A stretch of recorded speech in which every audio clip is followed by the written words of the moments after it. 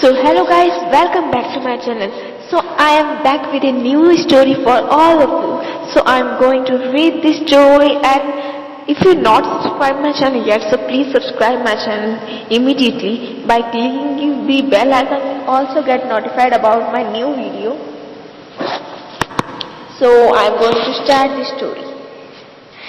Swaroop Singh was a young man of Shankarpuri. He had his education is in a Gurukul. He was the only son of Hari Singh, who was not affluent but could manage a life of modest means.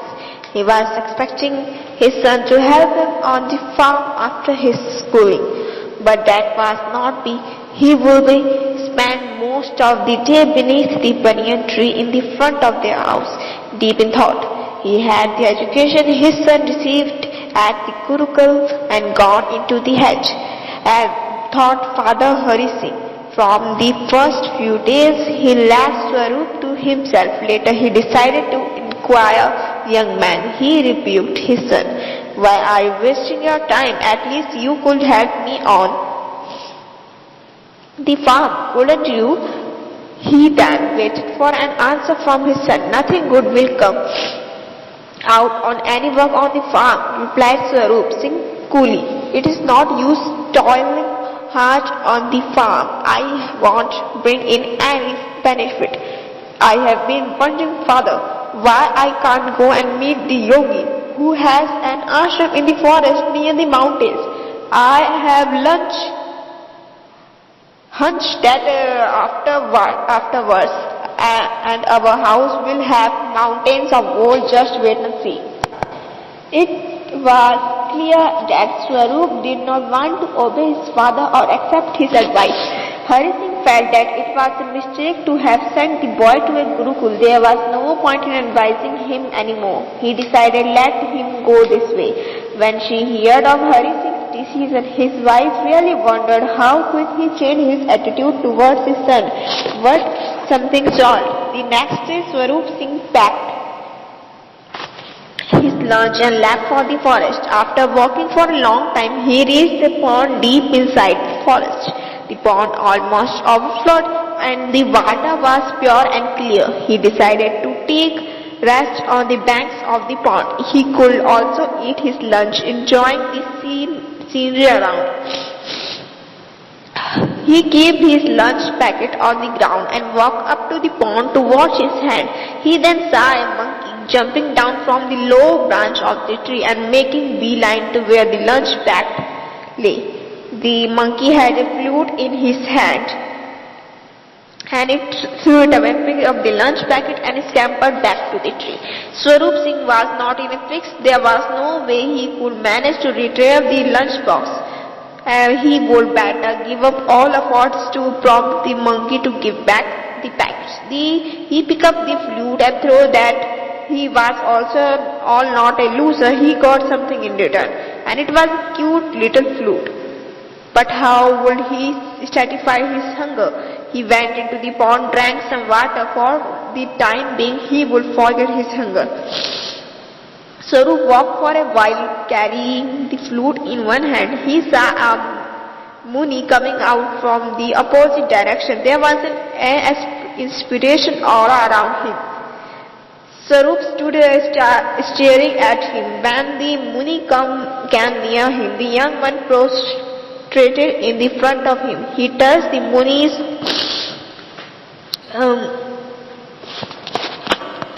Muni's feet with great reverence and then stood up with folded hands. The Muni blessed him with both hands. "You don't have to say anything," said the Muni, placing his hands on the shoulder of Swaroop.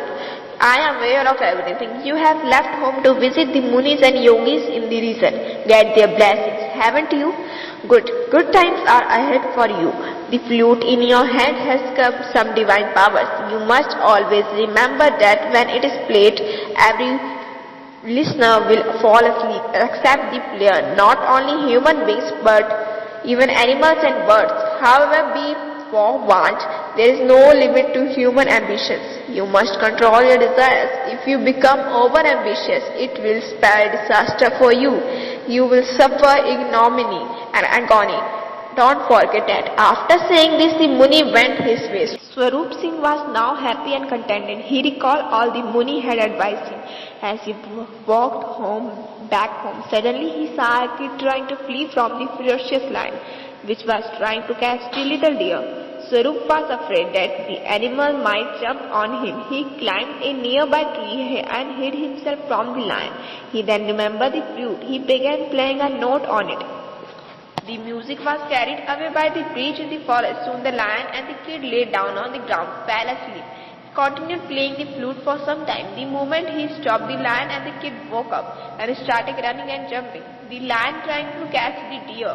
Swarup turned around, and as he now heard a shriek, he saw Devaness stretching her hands to catch hold of him. "I am very hungry," she said pathetically, "and I must swallow you to appear with my hunger. Come on, lie down on the ground. Only then can I tear you to pieces." Swarup Singh thought there was some mystery in what she said. "Can't you swallow me while I am standing?" he asked her. "Need I necessarily have to lie down?" The Devaness let out a heavy sigh. "It was all flatter," she replied. "A Muni has a cast of curse on me. For a sin I committed, I can swallow only those who lie down."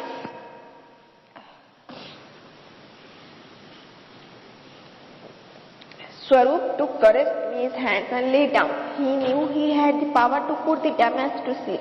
He began playing the flute. The Devaness grabbed the instrument and blew it into it. Swarup Singh immediately plugged his ears with his fingers so that he would not hear the music, would not go to sleep.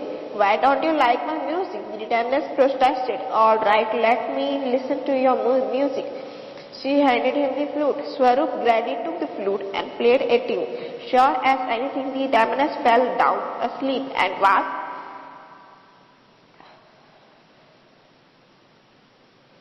soon snoring. He continued to play on it while he slowly stepped back, moving away from the Devaness. He thought he had reached a safe distance, but he was wrong.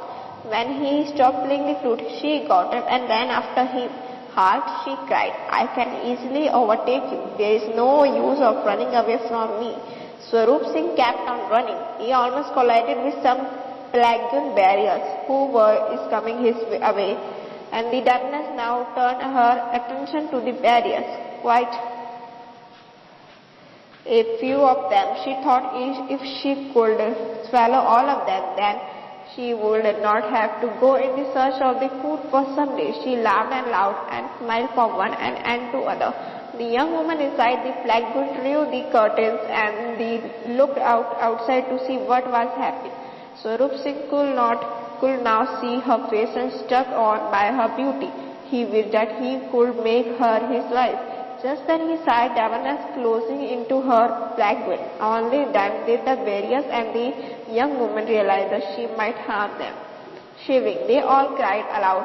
The barrier did not stop and ran as fast as they could, with the Devaness following the procession. Swarup Singh watched all this from a distance. He saw the Devaness walking by a dilapidated well.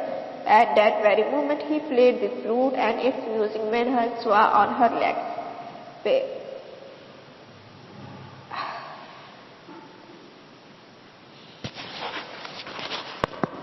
And she fell into the music.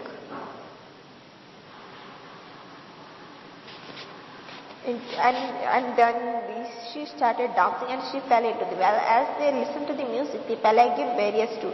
Felt they were about to fade, so they laid the Pelasgian on the ground and lay down only to fall asleep. And the next moment the young woman inside was already asleep. Swarup Singh stopped his music soon thereafter. Everybody woke up. The Devaness opened her eyes and saw that she was inside a well. After he made sure that she could not climb out of the well, Swarup went up to the Pelasgian. He need to have any more fear. He told the barriers, "The Devaness will not come out of the well." They were much relieved. "We are from Sonpuri," they told him. "We are taking our princess to safe place. Our kingdom is under attack by the ruler of Indrapuri. So our king had asked us to make her through an escape route along a tunnel. We have now come out of it. We have to rush her to the safety. We were grateful to you for your help." You don't have to worry about the enemy attack on your kingdom, says Swarup Singh excitedly. I can tell your king how he can successfully resist the attack and defeat enemy. You come along with me.